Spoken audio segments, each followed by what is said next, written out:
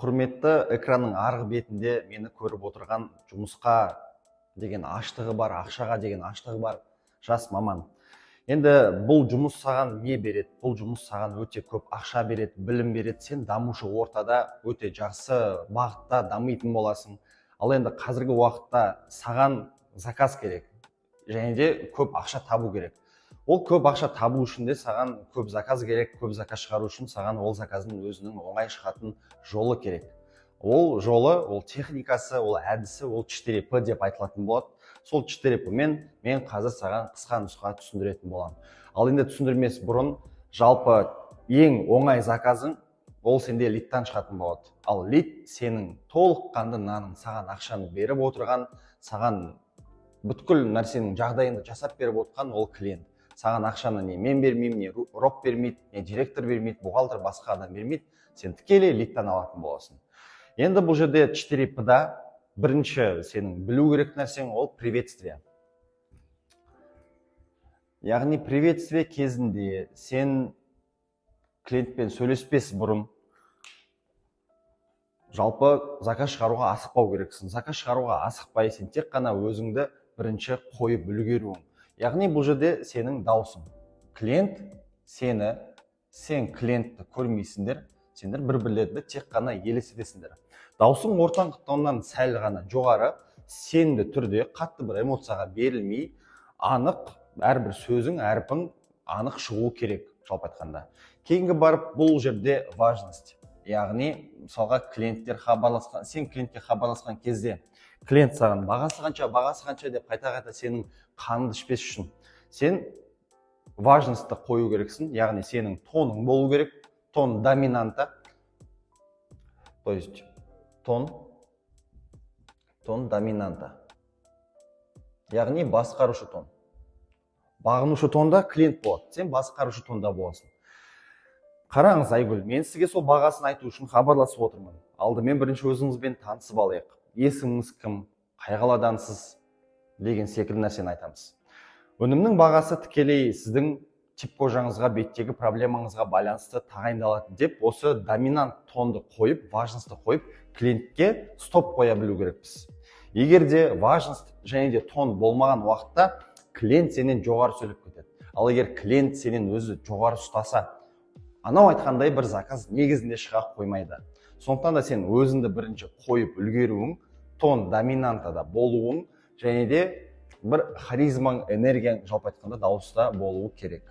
Яғни бұл жерде энергия және де харизма.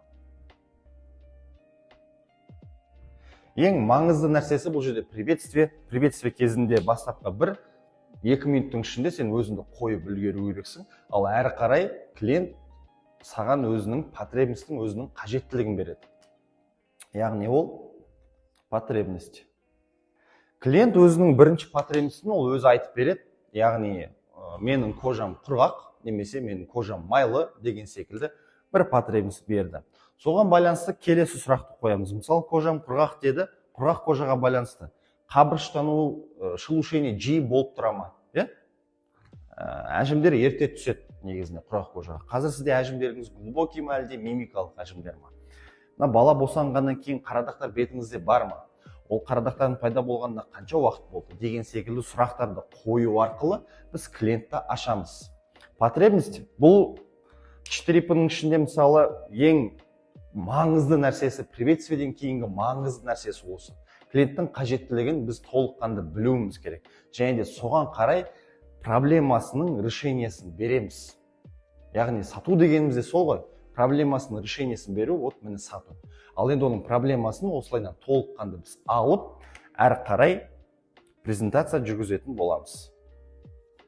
Презентация жалпы қандай потребностьтер алыну керек, олардың барлығы толыққанды скриптада жазылып қойған. Презентация кезінде, яғни өнімдер туралы айтып бастаймыз. Бокс, базовый уход және де коллаген жайлы айтуға болады, бір коллаген мысалы.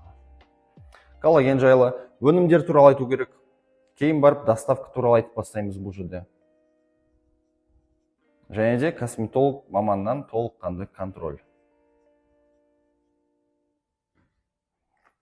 Презентация кезінде тек қана сіз ғана сөйлеу керексіз деген нәрсе жоқ. Сен өзің сөйлеп жатып, өнімдер туралы толыққанды түсіндіріп жатқан уақытта клиент өзі сұрақта қоюы мүмкін. Ол клиенттің сұрағына сен бірінші жауап беріп, кейін барып өзіңнің әңгімеңді жалғастырасың. Егер де клиентке мен қазір толыққанды ойымды бітіріп алайын, кейін барып соңында сұрақты қоясыз десеңіз, ол сіздің өзінің сұрағына жауапты алмай, ол сізді тыңдамайды, жалпы айтқанда. Сондықтан да сіз сөйлейсіз, клиент сөйлейді, сұрақ қояды, сіз жауап бересіз, ары қарай солайынан жалпы айтқанда диалог кету керек презентация кезінде. Презентацияны толыққанды біткеннен кейін уже продажа. Яғни продажа кезінде осы қай өнімдер туралы айттыңыз. Бокс, базовый және де бір коллаген, өзінің бағасы сізге шығады 225 мың теңге. Деп өзінің бағасын айтып, бағасын айтқаннан кейін сәл ғана бір кідіріс, пауза жасауымыз керек. Яғни осы 225 мың теңге деген бағаны басына кіргізіп, оның реакциясын күту керекпіз. Кейін барып бағанағы льготный бланк деген нәрсені біз уже әркім өзінің сөзінің жүйріктігіне байланысты, импровизацияға байланысты алып кететін боламыз. Яғни 225 мың теңгені сіз қараңыз, қолма-қол төлей аласыз. Ол кезде 5 мың, 10 мың теңге көлемінде предоплата қазір төлеп, қалған үйіңізге курьер барған кезде төлесеңіз болады. Немесе Каспи арқылы, Халықбанк арқылы бөліп төлеуге болады. Өзіңізге қай жағынан ыңғайлы. Ол қымбат деп айтуы мүмкін. Хотя сіз енді бірінші өзінің бағасын айтып отырсыз, соған байланысты әрі қарай сұрақ қоясыз. Енді қараңыз, өзіңіздің қазір қанша балаңыз бар? Сіз декреттесіз ба деген секілді. Бізде мынау көп балалы аналарға, жалғыз басты аналарға, декретте отырған аналарға, ерекше балаларды асырап отқан ата-аналарға льготный бланк беріледі. Бұлардың қайсысында барсыз өзіңіз? Ол мүмкін көп балалы ана болуы мүмкін. Мен көп балалы анамын дейді. Енді қараңыз, көп балалы ана болсаңыз, сізге бағасы 225 мың емес, бар жоғы 135 мың теңгеге шығады.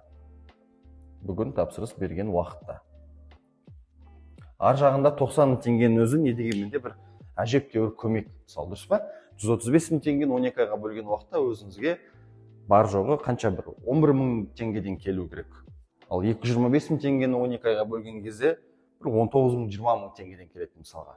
Осы арасындағы разницаны түсіндіріп, толыққанды сатылу керек болады. Енді қысқаша нұсқа 4P жайлы осы, басқа да ақпараттарды, басқа да негізінде 4P-ға қатысты сұрақтарды сіздерге роботтар немесе маған келсеңіздер, мен толыққанды өздеріңізбен разбор жасап түсіндіретін боламын.